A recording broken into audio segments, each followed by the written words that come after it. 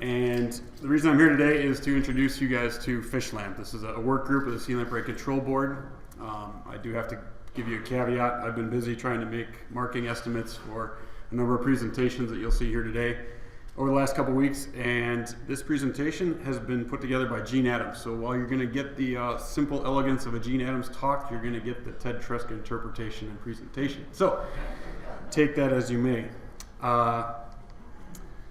Looking at lake trout and sea lamprey, that's the purpose of FishLamp. There's lake trout restoration goals in all of the Great Lakes. There are goals for sea lamprey control in all the Great Lakes. FishLamp is tasked with looking at the relationship between those two metrics and trying to figure out what's the relationship. Often cases, these don't line up. We look at, lamprey goes up, marking goes down. Why does that happen? Lake trout rehabilitation. The reason we do this, we track these populations. We want a self-sustaining population of a native fish species that restores, an important part of the deep water ecosystems and other parts of the food chain, and maintains those evolutionary relationships with the other species in the lake.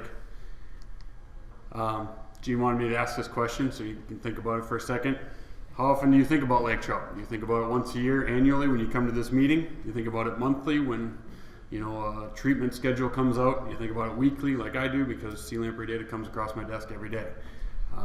So raising your hands, do you think about this annually? You think about monthly? A few? Weekly. All right, the predominant number is weekly. So moving on to sea lamprey, the goal of sea lamprey is to control them to a level where they do the least damage. Eradication is the optimal, but we know that's probably not going to be feasible. Why do we control them? They have large impacts on the desirable species that we're trying to manage for. We have fish community objectives for sea lamprey control, the marking targets, but not only the marking targets, but also how they affect the FCOs for other species. They affect the mortality they inflict on other species affects our FCOs for lake trout, Chinook salmon, the other salmonids, and the other native species. And they're just definitely not part of a healthy ecosystem here in the Great Lakes. Out on the coast, where they're in the ocean and they've evolved with their other species, they're an available piece of the puzzle, but here they're just a home wrecker. So the same question, how often do you think about sea lamprey? I think about them all the time. Annually, come to this meeting, hear about sea lamprey, think about it, go home, forget about it. That's what I kind of figured. Monthly, a few more, okay? Weekly, all right, the predominant majority again. Along these lines, we track progress in everything we do. Most of these are shown in the sea lamprey summary reports showing different things. Across the Great Lakes, there are surveys done by tribes, state agencies, federal and provincial agencies to gillnet, in most cases, lake trout, to give us an idea of what the abundance of lake trout is doing in those lakes. These are standardized assessments in most of the lakes. We have, this is just a screenshot of what is presented in the status summaries. You see the lake trout CPE for all the lakes. In Lake Michigan, you just see that the time series is a little truncated. That's because our standardized sampling started in 1998, so we don't have the long time series. Some of these are combinations of gears that may not be exactly the same, but we've found them to be similar enough to count them as an indication of the lake trout CPE. While we're doing those surveys, every lake trout that comes on board is examined for lamprey wounds, like this one. Then we take that data, along with any other fish data that we collect during a specific time period for that lake, and reflect it back on what we think the overall wounding rate was for lake trout of a specific size during that time period. And we present this. This is another graph from the status summaries looking at this. So when Sea Lamprey Control Board looks at data, looks at how control is doing, they look at all three of these graphs together, these two graphs in addition with the next one, which is tracking sea lamprey progress. Jess just gave a great presentation on this, so I can gloss over a good chunk of it and move through. But as she mentioned, an army of sea lamprey control folks from Fish and Wildlife Service and Fisheries and Oceans Canada goes out in the spring, sets traps, does a lot of hard work, and gets us an estimate of sea lamprey populations. That's put together and shown in this graph. But the problem is, there's three different things that you're looking at them, and there's there's caveats about all three of those different things. Gene wanted me to ask about this one too. What do you have a confidence in? You don't have to say wounding rates just because I'm standing up here and I calculate those. You could say sea lamprey if you like just more than you like me. And lake trout, that's up to specific lake biologists. So raise your hand if you think our lake trout CP is the thing we have the most confidence in.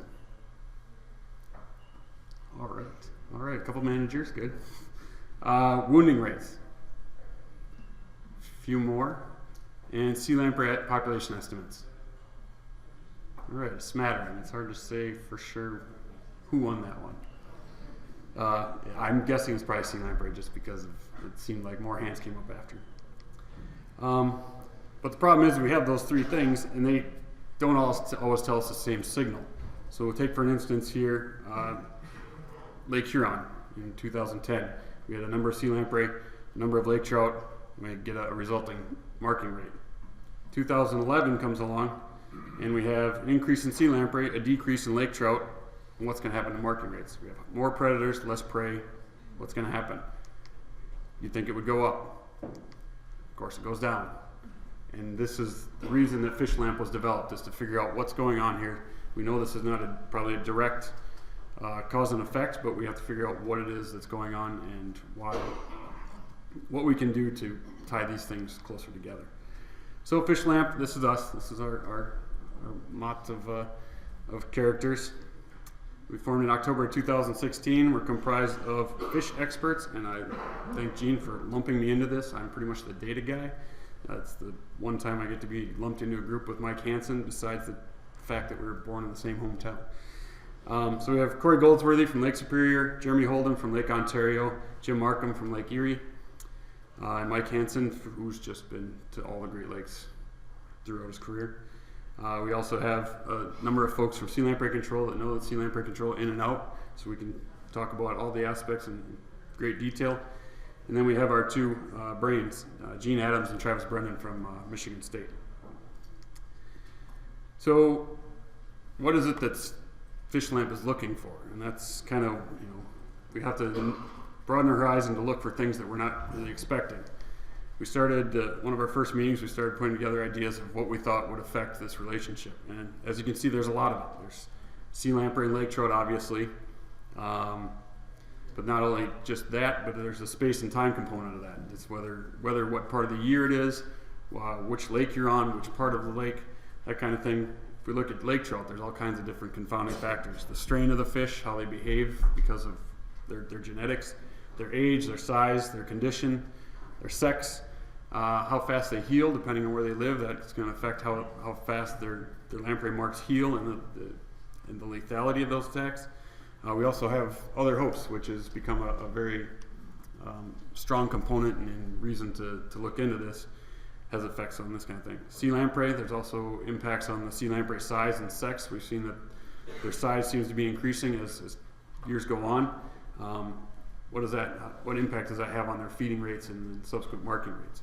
And then there's also temperature, where they live, metabolism, that kind of thing, and then measurement error, which is a little harder to quantify.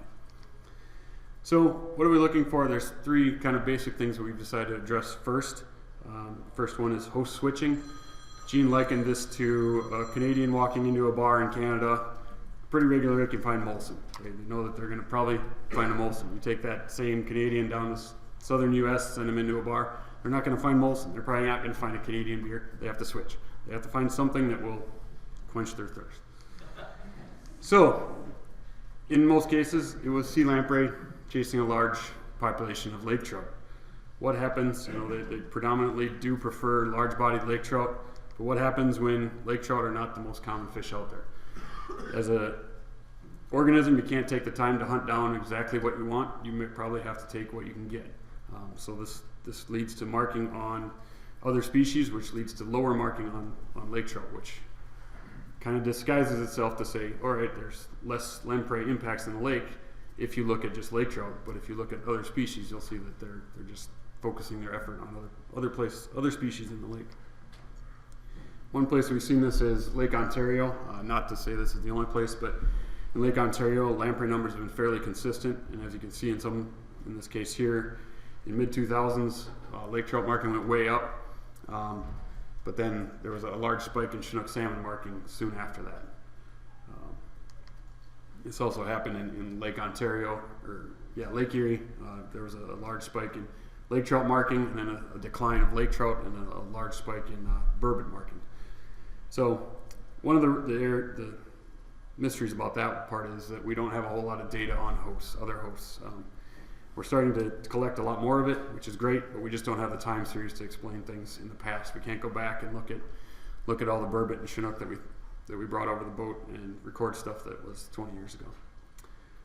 Next one is measurement error. This is something that we're going to leave to Travis and Gene. This is looking at how much, using simulations to look at how much does the measurement error in all the things that we do, lamprey estimates, marking estimates, lake trout CP, how does that affect this relationship? And the third one is wound lethality. This is a very tricky one to get to. What we see is wounds on fish. What we don't see is what's going on. We don't see the fish that died from wounds. You know, the fish that we have in our hand, was that going to die 2 days later from a secondary infection? How much is this causing mortality in different fish species? So just to circle around, FishLamp's challenge is to look at sea lamprey rehabilitation and sea lamprey control and try and find the relationship that will make these trends match a little bit better. If we can make them line up, it'll give us a lot better, more power to assess progress, make decisions, and give the Sea Lamprey Control Board a better idea of how they can spread their effort around to have the biggest bang for the buck. And that's it. I'll take questions.